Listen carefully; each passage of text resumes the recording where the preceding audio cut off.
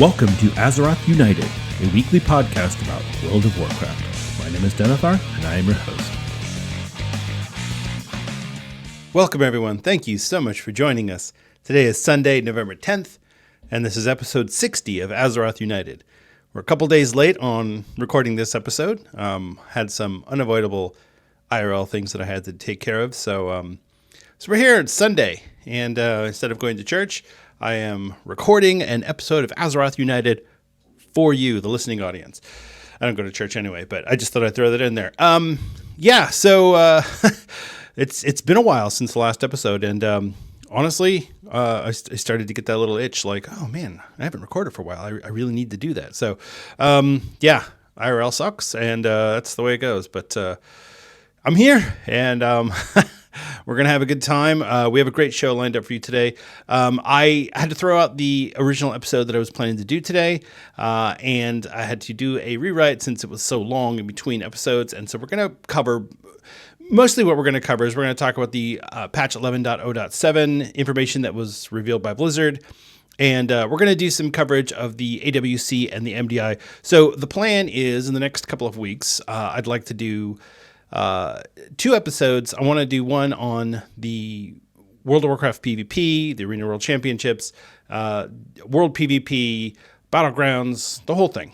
And then I'd also like to do an episode on the MDI, WoW Esports, talking about the great push and what the future of WoW Esports could be, and just kind of get a little bit of a different perspective, because I know a lot of people who listen to this particular podcast don't really participate in the WoW Esports. And I feel like it's a really good thing to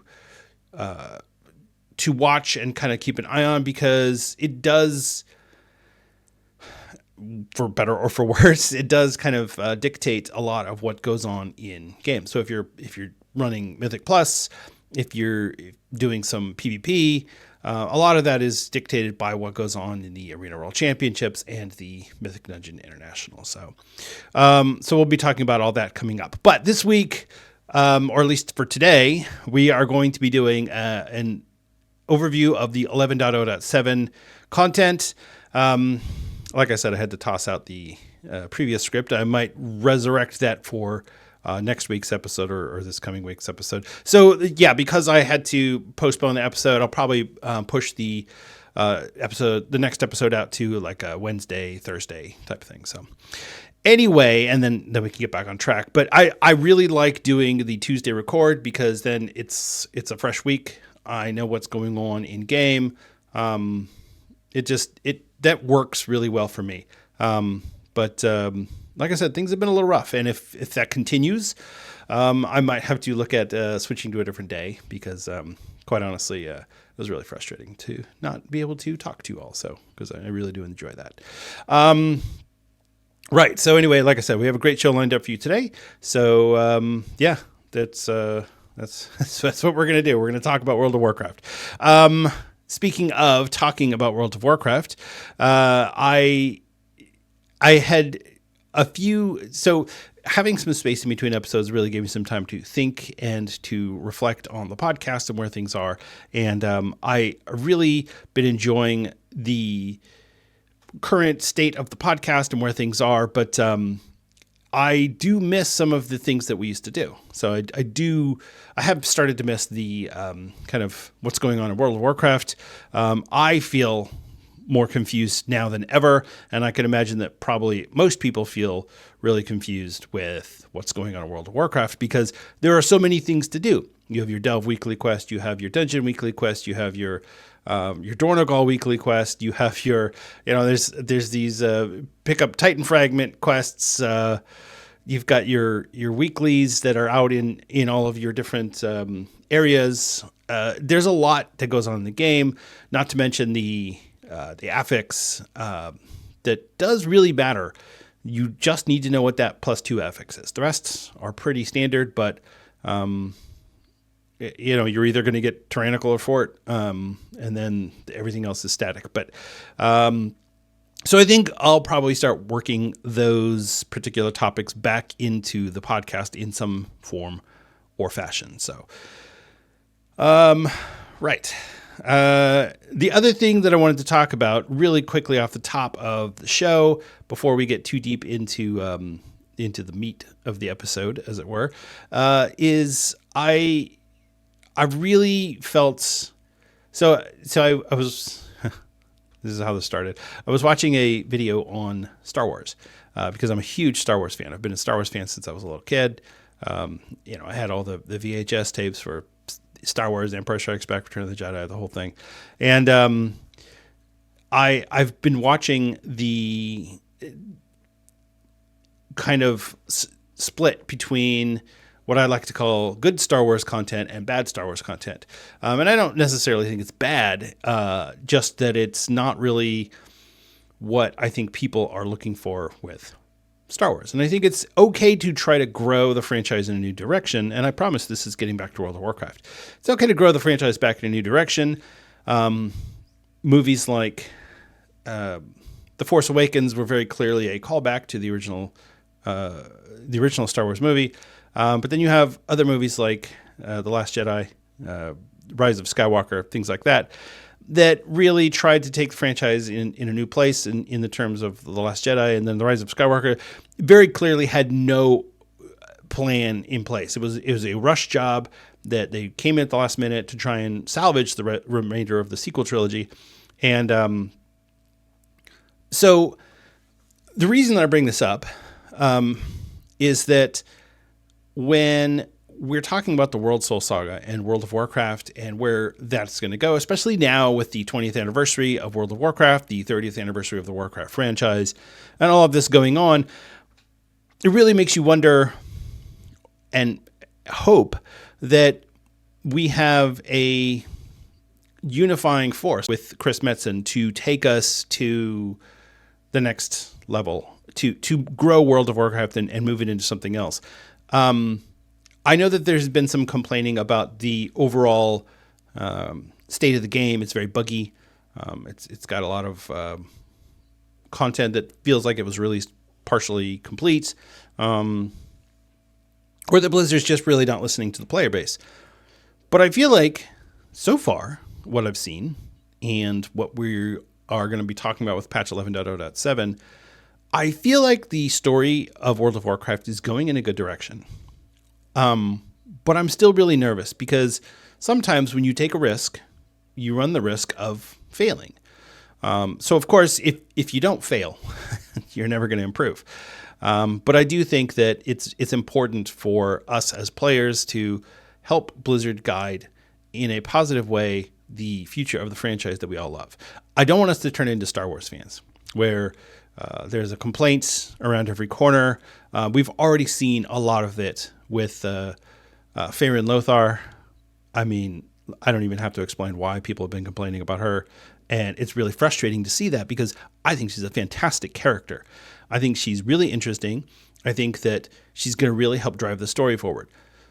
She also happens to be a woman, and she also happens to be black. And people didn't like that, so whatever. Same thing with having Alaria as the main driver of the story. You know, even in a lot of cases where Anduin almost takes a back seat. And a lot of people don't like Anduin because they go, oh, well, he's too soft and he's weak, and we want Varian back, and we want more Thrall being a badass. And my point is, let's be patient with the franchise, but we don't need to attack it if it does something that we personally don't like. And I'm not saying that I don't like any of these things. I'm saying that some people might not like certain things about the franchise. However, if the franchise starts to take a nosedive a la The Rise of Skywalker, we do need to say something about that. We need to make our voices known in a positive way and tell Blizzard what it is that we didn't like about it and maybe make some suggestions for what they could do going forward. So I just wanted to point that out. It was something that had been kind of, I started thinking about that earlier this week, and it was like, you know, I really want to talk about this, but I want to be able to put more thought and more effort into a really well-rounded, almost like a video essay on the current state of just really franchises in general, not just World of Warcraft, but any franchise. It's really important to stay grounded and to for lack of a better term, to stay humble, because honestly, there's people that are creating this stuff for us for our entertainment. And yes, we're paying for it, but it's still people's hard work and effort. And the more we trash on it,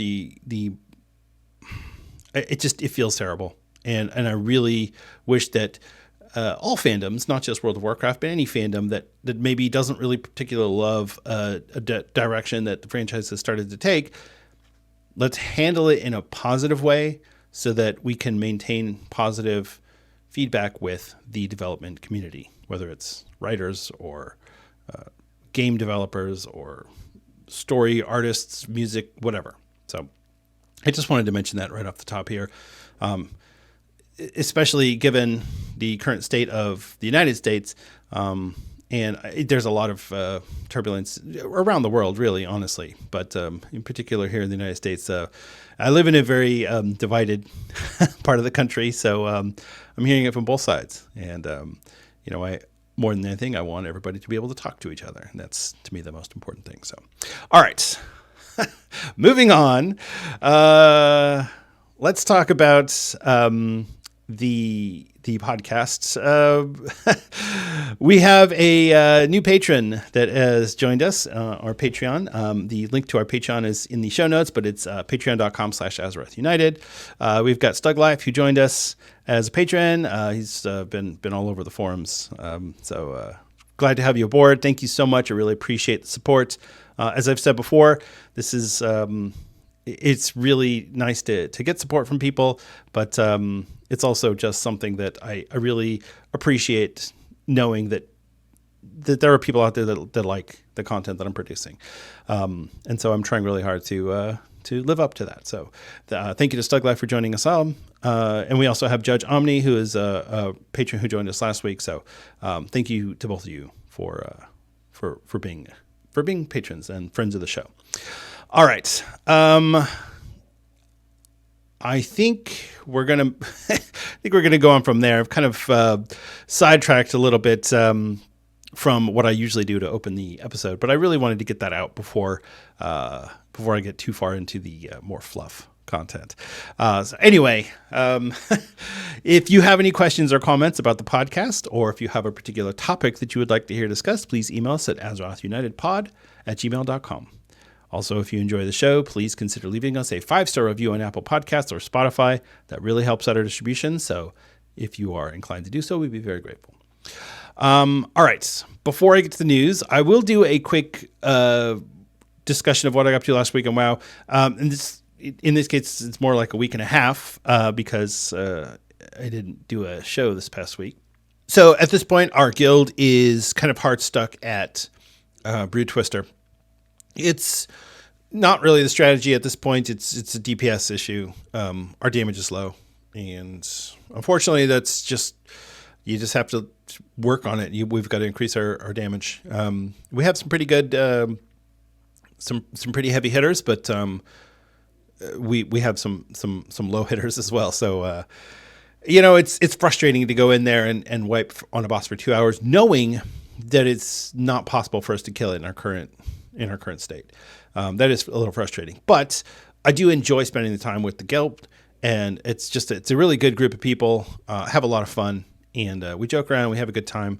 But at the end of the day, we're not killing this boss until we get our damage up. So, that's, and I'm sure there's a lot of guilds in this place, because the number 5 and 6 bosses, in whichever order you do them, Brood Twister and Nexus Princess, they're both DPS races in different ways. And so, yeah, if you don't have the damage, you're going to struggle. It doesn't matter what strategy you use. It doesn't matter which eggs you pick first or whatever. It's going to be hard.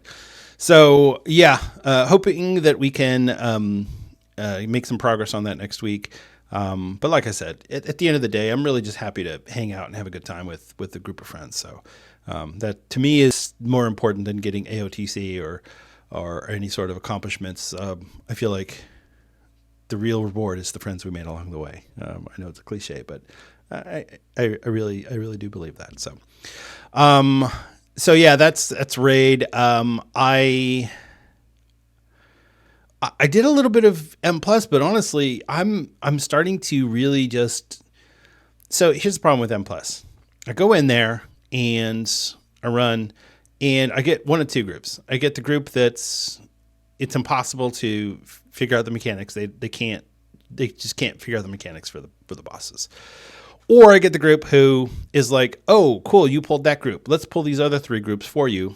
And then you can take all of them at once because obviously you meant to pull all of them. You just forgot. Which is frustrating as a tank to go in there and have people helping you pull. I don't need your help. I pulled what I wanted to pull. Yes, I could probably pull more. You're right. You're absolutely right. But I pulled what I wanted to pull. So that's a little frustrating. But running 3s and 4s, it's not hard. They're not difficult. It's either A, people doing things unexpected, like pulling extra mobs, or B, people who don't know the mechanics, who never really learned how to do the fights, who never really learned how to do the trash, who don't know where their interrupt button is, who don't know where their personal cooldowns are. That's really what it boils down to. If I could get into some groups where people knew how to do all those things, it'd be easy. It's easy. So I think all of the discussion on, is Mythic Plus too hard? What it really boils down to is that people who want to participate in the Mythic Plus game mode are being kind of forced into a harder version of it, and it really shows. I think a lot of these people would probably be satisfied doing 5s and 6s of the old scale and never go any higher. But they don't have the choice now. You have to start at 12, and that's just what we're doing. So I still feel like Blizzard could give us a few difficulties a little lower than 2 that maybe are a little easier, but for people to participate in and feel like they're participating in Mythic Plus without having to do the hard stuff. But, here's where we are.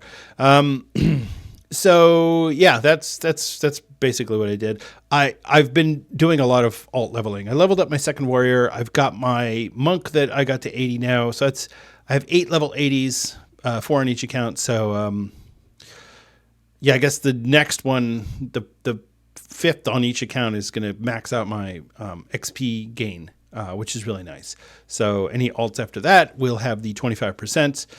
We are still getting the 10% from the anniversary and 10% from completing the anniversary activities for the week. And I think it's like a 12-hour buff that you get, which is really nice.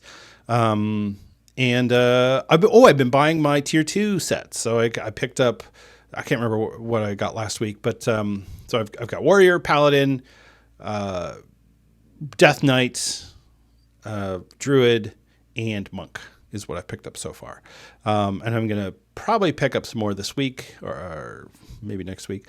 But, some of them are better than others. The Warlock set, the Mage set, those are okay. I've never been a really big fan of either of those in general.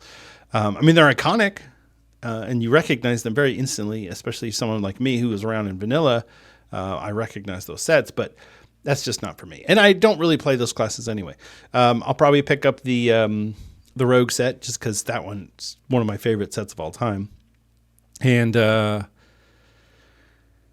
we'll see. I'm gonna get the Hunter set. I feel like they ruined it. I really loved the old set, and it used to be really sleek and streamlined with then you had the dragon shoulders coming up, and they made it bulky and blocky, and I've already voiced my frustrations with Modern Transmog before. I don't need to go into it again, but yes, I've been picking up some of the tier 2 sets, which is really fun.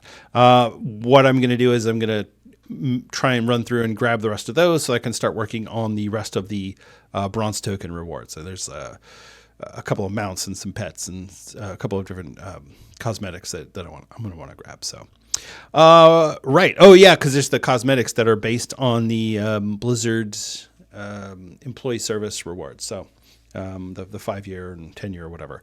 So there's like a sword and a shield and a back piece and a couple of other things. So, this is a really good time for transmog. If you're into transmog and you just want to have stuff to add to your collection, this is a great time to do it because maybe you don't like the entire tier 2 set for your class, but you could definitely maybe grab some of those components and use it to build a different set. Some of the colorings on it are unique, and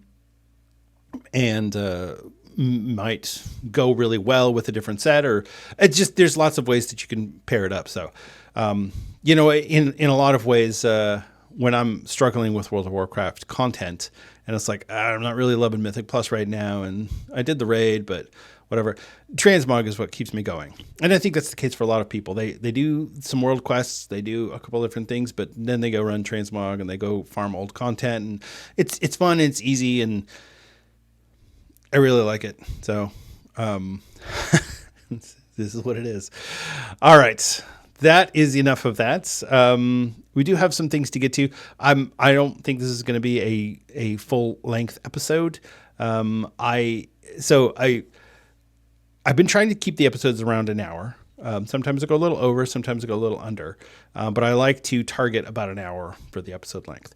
And I think sometimes what ends up happening is that I end up going as far as I can and realizing, I still have a little bit more time to get to an hour. And so I end up talking more like I'm doing now and filling space, which I don't want to do. So if I end up having an episode that's a little shorter than an hour, that's why, because there just isn't the content there available. And I'd rather wrap it up and keep it succinct than give you a bunch of filler content that you don't necessarily need or want. So, all right, that is enough of that. It's time to get to the news.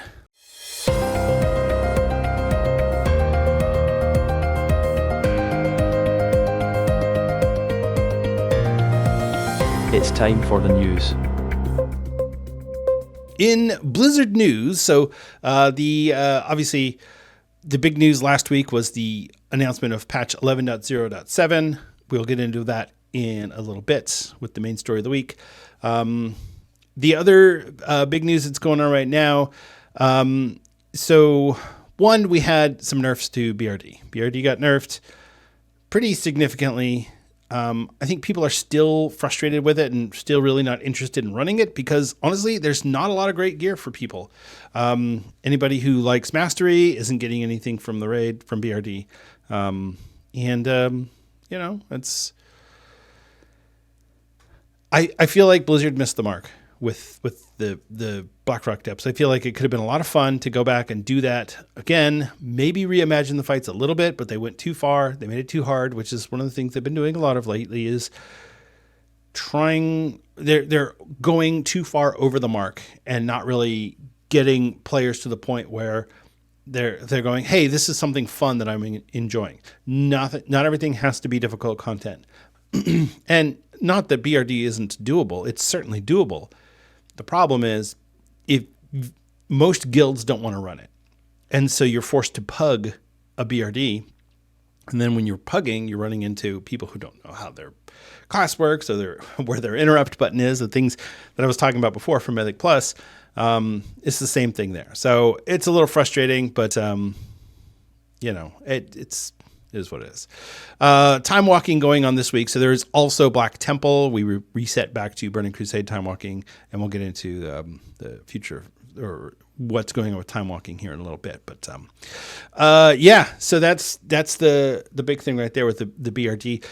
They also because they buffed the acquisition rates for the bronze tokens, it's now so easy to get them that most people are probably going to be clearing out. So I feel like there's a lot less urgency to get all of that content done, which is good because you want the anniversary content to be fun and enjoyable and not feel forced and rushed. So I'm really glad that they did that. I feel like that salvaged the event. I feel like that made it so that the anniversary event is something fun and enjoyable rather than a chore that we are being forced to do. So I'm really hoping that I still feel like Blizzard had to do it that way. I feel like they had to come in hard and then pull back, because if you start off with the rates at which we're getting them now, people would have still complained, and then they would have been forced to make them even or increase the acquisition rate even more. So, all right.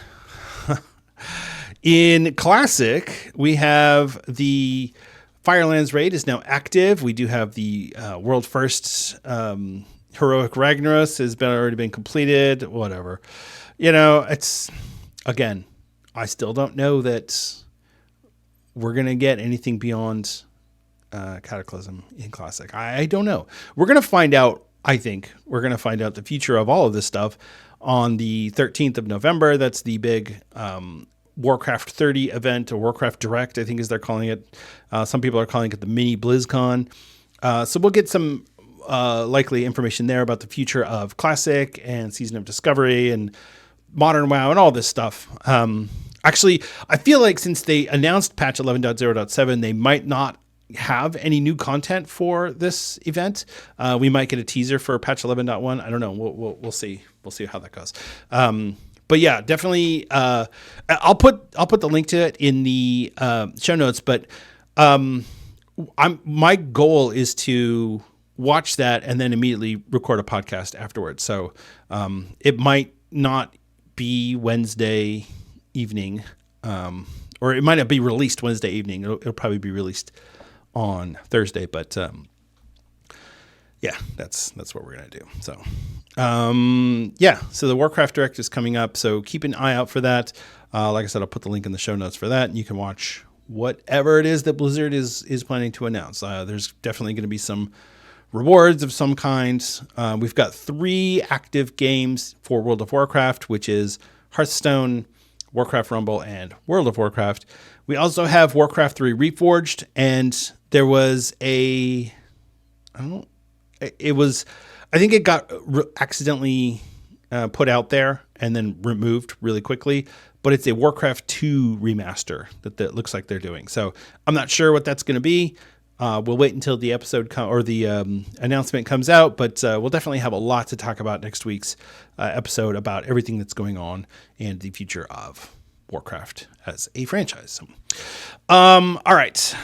In the WoW esports area, let's talk about the Arena World Championships. So we didn't mention this before. So the Arena World Championships, the 4 cups are done. And so here's how this works.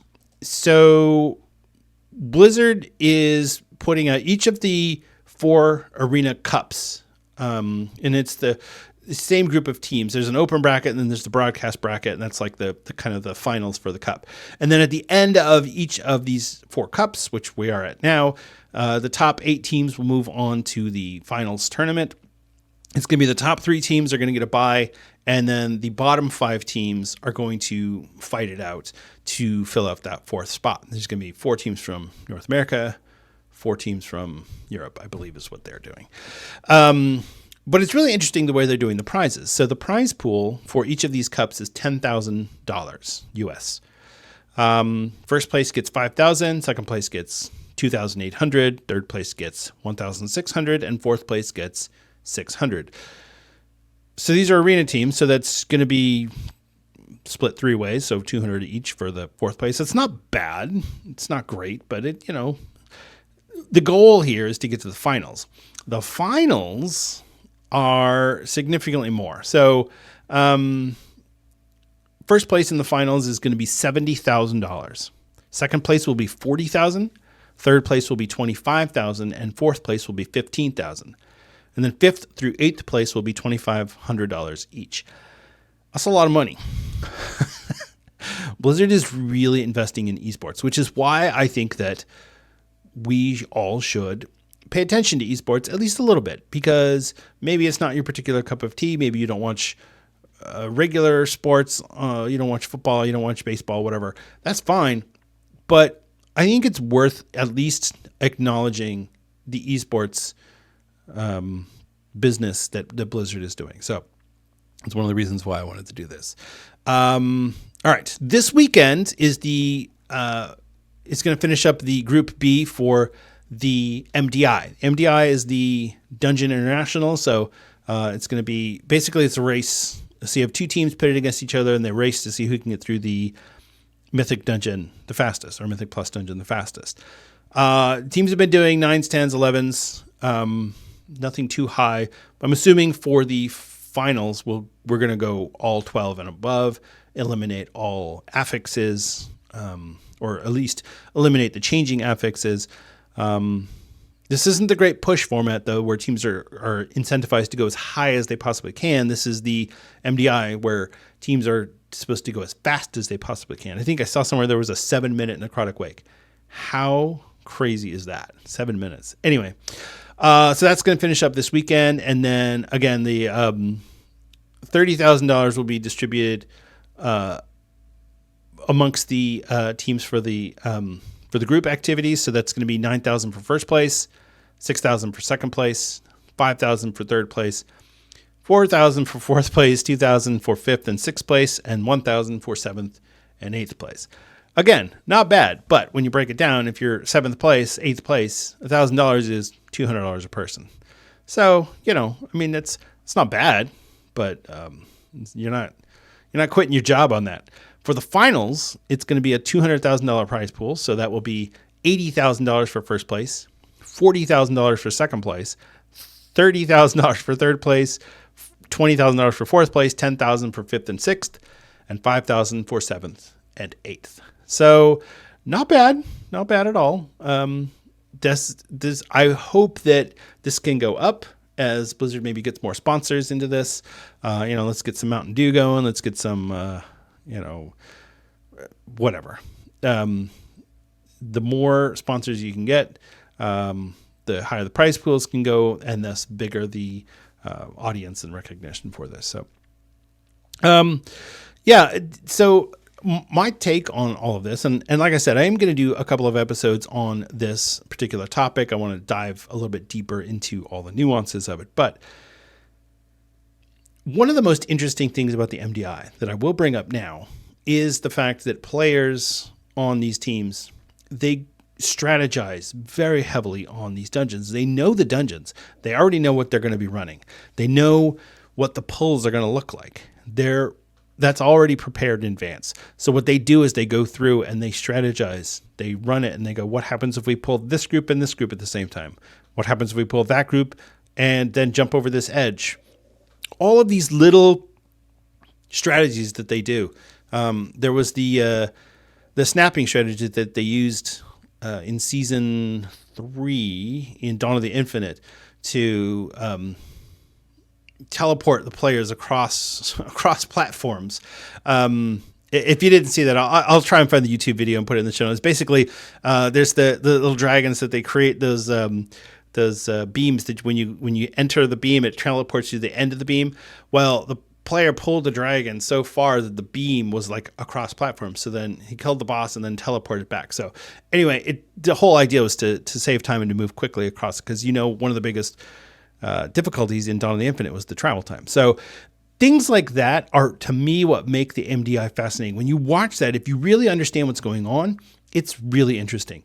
For somebody who maybe doesn't run M+ at all, or even if you're just doing a little bit, sometimes it's hard to know exactly what it is that they're doing or what makes it impressive, what they are doing. And I feel like as WoW esports get better, then we're going to get better at understanding some of these things, and maybe the announcers will get a little better at explaining it. If you're watching a baseball game on TV, you don't know what all the different terms are. If you've never watched baseball before and you're like, well, what's a strike? What's a ball? What does this mean? Why is this guy pointing and yelling at everyone? What is going on? Same thing with WoW esports. You have to understand a little bit about the game in order to know what's going on, but the announcers are there to kind of guide you through it. So, all right. So like I said, the finals for Arena World Championships are next weekend. And so I'm definitely looking forward to that. Echo and Welcome to the Jung are the top 2 teams, I believe, in North America and Europe. So we'll see who ends up with the crown at the end of the tournament. So, all right, I think that's it for the news, because everything else is going to be patch 11.0.7 focused. There were some hot fixes that came out, but that was it was a week and a half ago, and I really don't need to. We really don't need to go over all that. So, all right, let's just move on to the main topic of the week. It's time for the main topic of the week.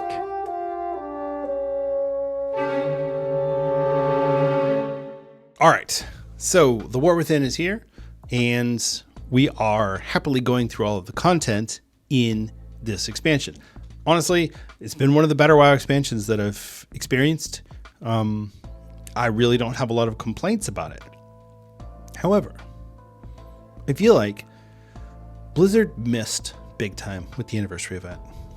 The 20th anniversary patch 11.0.5, they tried to do something, it didn't work, and so now we are here with an entire patch that really doesn't have any content for the game. The BRD raid, as I mentioned before, people aren't really interested in it. The classic time walking was interesting the first couple of times, but now it's just frustrating and annoying. All of the anniversary events are kind of Fashion Frenzy was fun once. The Mount Mania or whatever was fun once. Story time, I don't know that was ever fun, but I participated in it multiple times because I'm trying to get the achievement.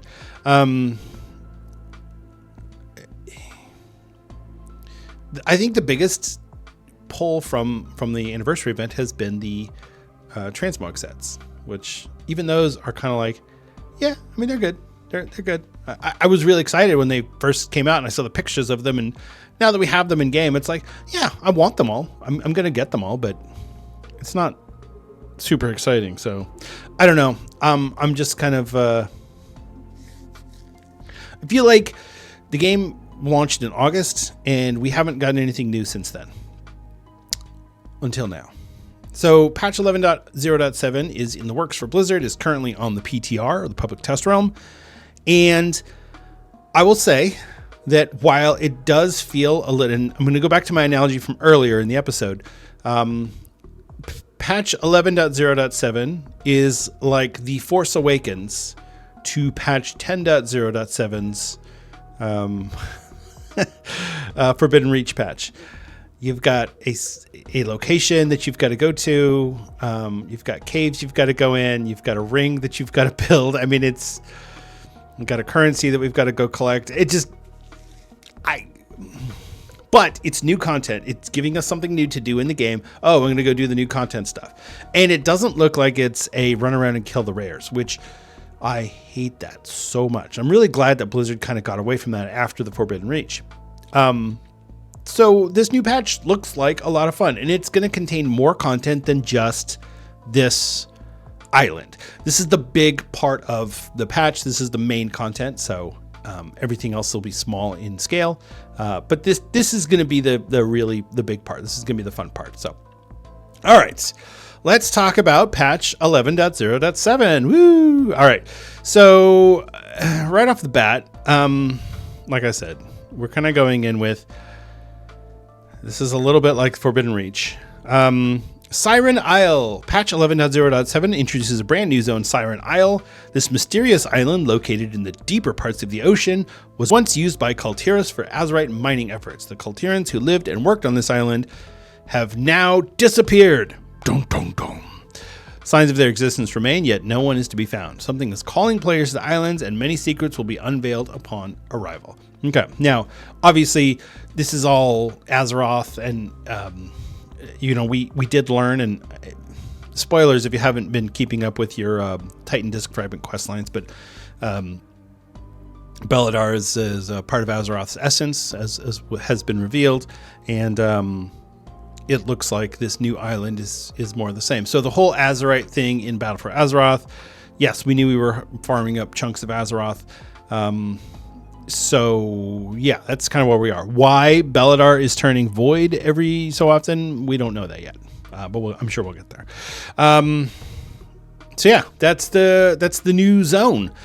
People have put it onto a map, scaled it onto a map with other existing zones, and it's very small, and that's okay. I don't like big, huge zones. I will say, somebody said it was about comparable to Mechagon, and it's like, you know what, that's fine. I'm good with that, because then I know where everything is. I can run through there. I can get what I need to. I don't have to fly all the way across the zone and do all this stuff. I don't need a huge zone. All right. Here's a new currency. Surprise, surprise. Blizzard loves their new currency. Flame Blessed Iron. And as was pointed out by another pod, Do Not Relent, this is FBI of currencies. So FBI Flame Blessed Iron is the new currency that can be used to trade for a variety of new rewards, including mounts, pets, gear, transmogs, and more. The new currency will also be used to help trigger a brand new event called Major Excavations. Major excavations located on the Siren Isle are 3 large caves. These caves are sealed off, and each imprisons a horrifying enemy. Ooh. These caves have garnered the attention of the Earthlings, the Goblins, and the Arathi. The Earthen want to examine the strange energies emitted from the Shuddering Hollow. The Goblins want the tremendous loot that will no doubt be found down the drain, and the Arathi are keen to eliminate the threat which lurks in the drowned lair. So this is a way to give us, we've got a neutral faction, a horde faction, and a alliance-ish faction. In the Arathi. I mean, anybody who thinks that we're not going to get the Arathi as a playable race, I mean, come on. Although, now that I've said that, I think that they just gave us a reason to not do that with the customizations. But anyway, we'll get into that.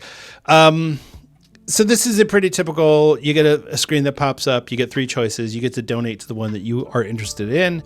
I usually just donate to whichever one's the closest to being done, and then that way I can just go do it quickly and be done with it. I've never really been a big fan of these, but yes, you donate your currency to whichever faction you choose, and then that will add to it, and then the more people that donate to your particular faction, then you can hopefully get what you want out of it. The reason that I always vote for or donate to the one that's the highest is because I don't want to waste my vote. See what I did there? Right. So that's kind of the new content. And I guess there's going to be a bunch of world quests that you have to do on this new island, which is going to give you the currency and whatnot. So, but the big thing that you're going to get out of this, and I don't know why Blizzard is doing the exact same thing again, but they are. So we're going to get a new ring. This is Cersei's Circlet, not Cersei Lannister, a different kind of Cersei, or Circe. I don't know if it's pronounced Circe or Kersey or Kirky.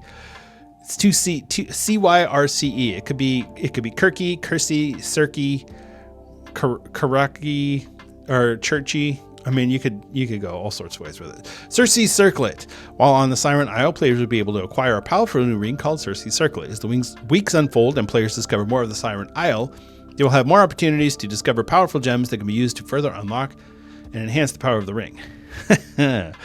So, yeah, you're going to get things that will buff the ring, and they're going to be... so there's 3 total sockets, Thunder, Sea, and Wind. Each socket will slot different types of citrine gems found on the Siren Isle, providing different benefits depending on the exact citrine gem. The ring will be available to use in all types of content, not just Siren Isle. Cersei's Circlet will be visible on your character's hand when they have it equipped. So you're actually going to show a ring on your hand on your character, which I think is really cool. I've always been a big fan of the wristwatch in WoW. I know a lot of people hated the fact that we got that as a reward. I loved it. I have it transmogged on several of my characters. Pretty much anyone who doesn't wear gloves has to wear the wristwatch. That's kind of a rule that I have for my own characters. So I think it'll be really cool to have the ring show up as well. I'm just wondering if you can choose which hand it's going to be on, because that's really going to be important to me for my transmog. So, yeah, so that's that's where we are on that. I mean, I don't know. Wowhead has a preview of the citrine gems, but it doesn't really matter because whatever state they release in, Blizzard's going to nerf them within the first couple of weeks, because one's going to release too powerful, one's going to release not powerful enough, so this one's going to get buffed, that one's going to get nerfed. That's how that sort of thing goes. It's impossible to balance those things correctly. Unless it's pure stats, there's no way you can balance it. So they just have to see what players do and how that's affecting players, and then they go, oh, okay, we missed the mark on that one, and then they can fix it. They do not have, and I know people have said, oh, just hire QA testers, Blizzard. They would need to hire hundreds of thousands of QA testers to duplicate what the WoW player base is able to do. It doesn't make financial sense for them to do that. And logistically, that would be a nightmare to try and go through that many people reviewing things. No, that's crazy. So yes, they do need more QA testers. That is true.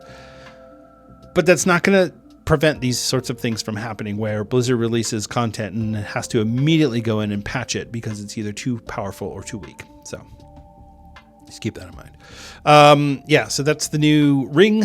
I mean, I didn't really like the one from Forbidden Reach, but whatever, it's fine. What was that? The Onyx Amulet. It's fine. I like it in principle, but it's the same thing like with set bonuses for your tier set. You can't really scale those based on number values. You have to kind of go based off of practice. And what's going to happen when you use it in this order? Or what's going to happen when you combine this piece of gear with that ring? And what's going to happen if if you're talented for this, it's going to have this effect. But if you're talented for that, it just makes it way more complicated than it needs to be. I feel like WoW is already too complicated for the average player. I feel like players don't need this extra complexity. I feel like this is something that they could give us a ring that we could use, and then Blizzard could say, hey, if you're running Mythic Raid, you can get all these extra effects for it or extra bonuses for it. That'd be cool, because then Mythic Raiders can get it and they can get extra bonuses for it, but regular people don't have to worry about it. So I don't know. Next up is Thrayer, Eyes of the Siren. So this is a Stormcrow mount that apparently was data mined back in Warlords of Draenor. I'm not sure. But basically it's a Stormcrow mount. It looks pretty cool. And it's going to be something that we're going to be able to earn. And it's a new mount. I don't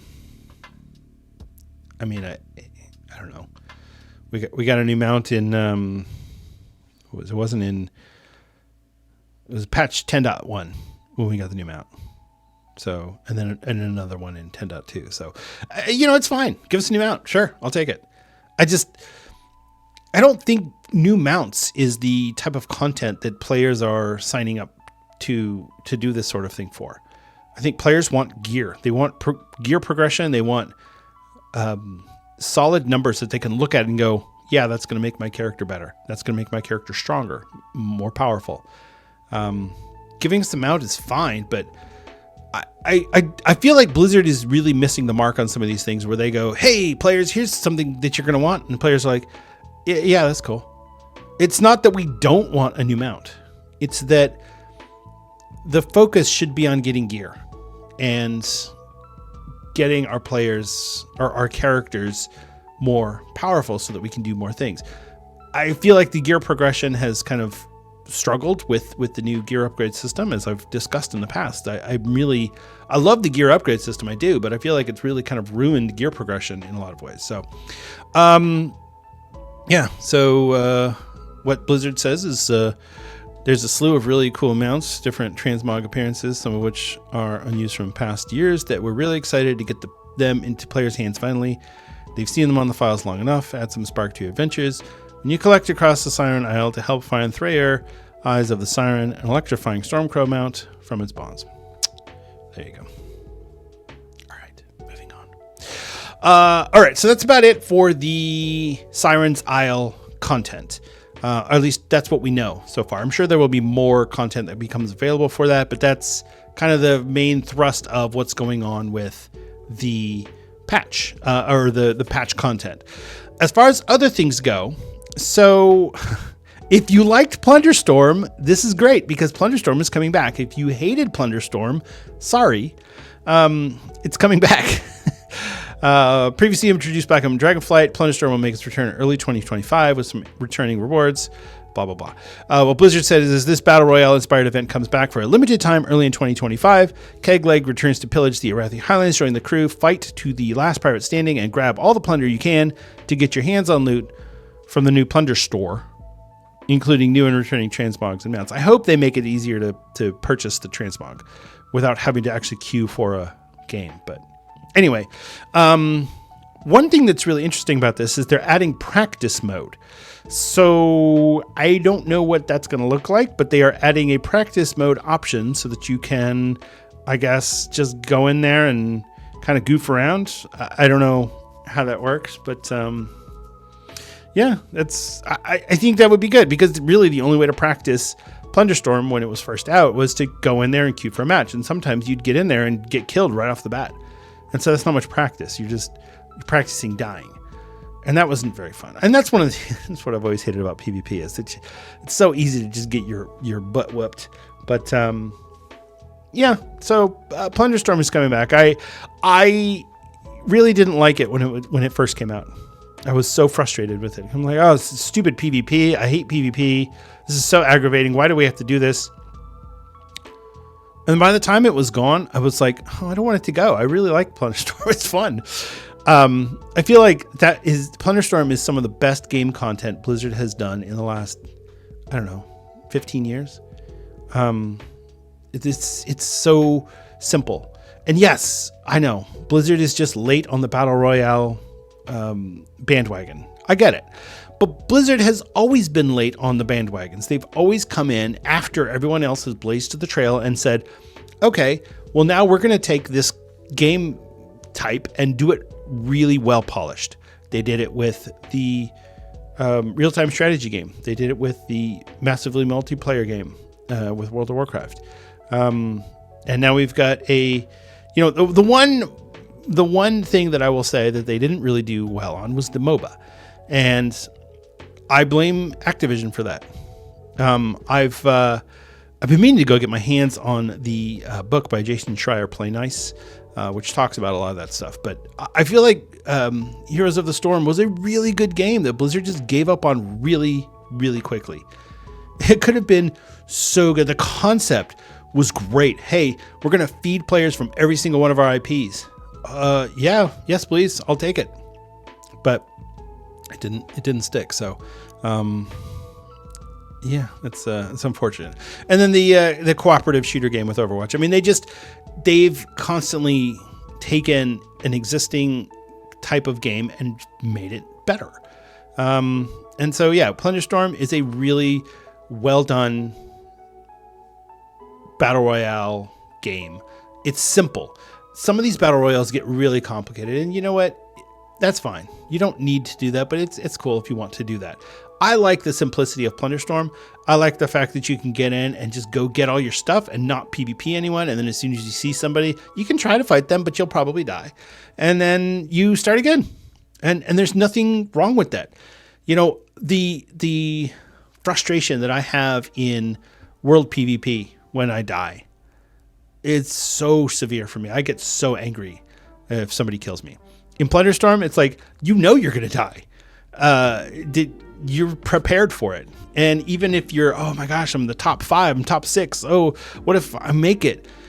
You're still ready to die because you know somebody's going to come over that ridge with every power maxed and they've decked out and just whatever. And so, but Plunderstorm's coming back, so that's cool. I'm happy about that.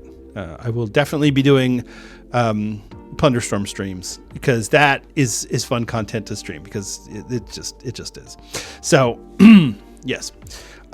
In other news for patch 11.0.7, the turbulent timeways are returning. So if you remember the turbulent timeways back in Dragonflight, it was they would do time walking every week, and every week you'd get a I think it was a hero piece of gear. Was it a hero? Yeah, I think it was a hero piece of gear that you would get at the end of it, or something from the heroic raid.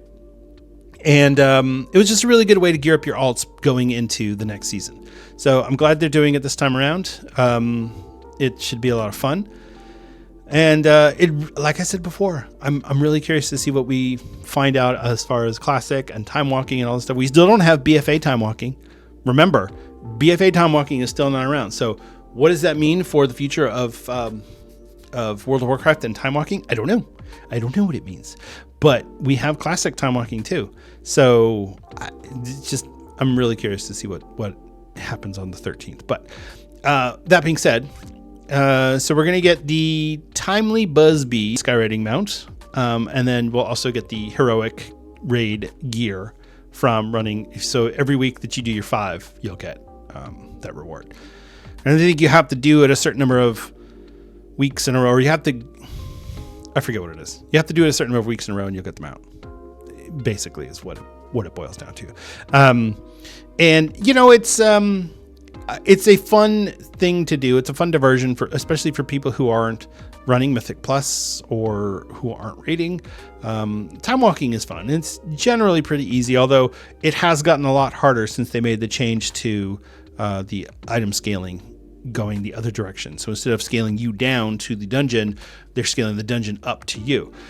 It's made it a little tougher. I was getting one shot in Mana Tombs this morning, which was not fun, but it's how it goes. I was on my monk, my Mistweaver monk, and somebody told me don't get in melee range. And I was like, oh, so yeah, you know that thing that your class has to do to be able to do what you do? Don't do it.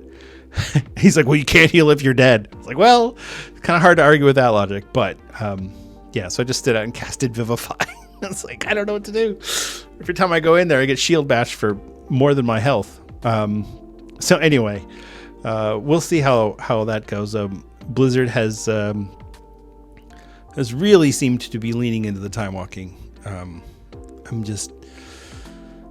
really hope we get something good.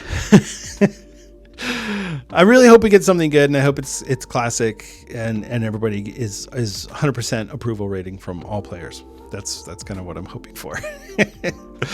All right. The final thing that we are getting, well, there's more than just this, but this is the final thing that was mentioned on there, is that that Blizzard mentioned, is that we are getting new Arathi and ear customizations for Kultirans and humans. So they'll get the little elf ears. Not a big deal, but just something interesting. The other thing that I wanted to mention, which was not in this article, but I have this saved from earlier, which is basically so it's two things. One is racial abilities are getting buffed. So races like Void Elves, Lightforged Draenei, Mag'har Orcs, Nightborns, they're all getting their racial abilities buffed in different ways. Draenei, the Gift of Naru, is getting buffed a little. They're reducing the cooldown on it. That one, I'll just have a link to it so you can look to see if it's your particular race. It's primarily the allied races, but there's Worgen on here. There's like I said, the Draenei on here as well. So, and then the other thing that was kind of interesting is that we're going to be getting some sort of way to reset our profession specialization trees. So right now, if you make a mistake on your profession specialization, you're pretty much stuck. You just have to get more points so that you can get the thing that you want to get, which was really frustrating to me back in Dragonflight because I made a lot of mistakes because there wasn't a lot of information on how it was supposed to work. I felt like the profession system was brilliant. The redo that they introduced with Dragonflight was fantastic, but they didn't explain some of the things very well. And some of it was stuff that you just had to learn. And since you couldn't respecialize even for a fee, it made it really frustrating because you're like, oh, I went down the wrong tree and now I'm screwed. So I'm happy to see that we're going to be getting the ability to to respecialize our professions. Again, I don't know what that's going to look like. I have not gone onto the PTR yet. Like I said before, IRL has been kicking my butt. So there's definitely a lot of things that I want to do for World of Warcraft that I just haven't had time for. So there's a lot of other stuff that has been data mined. We've got stuff like Lunar Festival rewards, Lovers in the Air rewards. There was something that was data mined in the patch 11.0.7 files that was talking about Winter's Veil. So some people have even speculated we might get it right before Christmas. It's possible. We could. I don't know. And if that's the case, it might kind of intersect the anniversary event, but then I think the anniversary event will probably end when Blizzard said it would, which was January 6th. So I don't know. I don't know if we're going to get 11.0.7 before Christmas. That would be kind of cool. Give us something to do. A lot of people try to escape to video games over the holidays so they don't have to talk to their family. It's true. I mean, I'm almost 50 years old and I still do that. Like, I'm just gonna go hide in my room. That's what it is. I mean, not my immediate family, of course. I'm talking about the extended family. There's been some transmogs too that have been data mined. I'm a big fan of transmog dresses and skirts for my female characters. So they're calling them war skirts and wraps, and it looks like kind of like a Wonder Woman skirt. It's really cool looking. But this is all data mined stuff, and this is probably going to be on the trading post. The changes and rewards the transmog and rewards for the Love is in the Air and the Lunar Festival That looks like it's just going to be some new transmog and a new mount. So that's what's coming with patch 11.0.7. We will, as soon as we know a release date for that, we'll kind of put that on the books and get an idea of when we're gonna be able to experience all this cool new content. I'm really looking forward to the new zone. I feel like that's something that the War Within is desperately needing right now. Honestly, it's starting to feel a little small. I feel like Dragonflight, the Dragon Isles, gave us a lot of big open space, and while I do enjoy flying around Hallowfall, it's very pretty, it definitely feels smaller. It doesn't feel as claustrophobic as, say, Zeralek Cavern did, but it feels small. And the fact that half of the zone for Ashka Head is taken up by the City of Threads, it feels a little small. So, and then the Ringing Deeps is just whatever. I mean, that's like just one long strip. It's like the Argentina of zones, just big long zone. So, yeah. So there we go. That's what's coming up in World of Warcraft. Like I said, I'm going to probably do an episode after the Warcraft Direct is released. I don't have a time for that right here, but suffice it to say that when that comes out, I'll do the podcast episode, and I'll try to get the podcast out that night, but we'll see. Editing sometimes goes really smooth and sometimes it does not. I've been having this really annoying problem where my audio and video get slightly out of sync.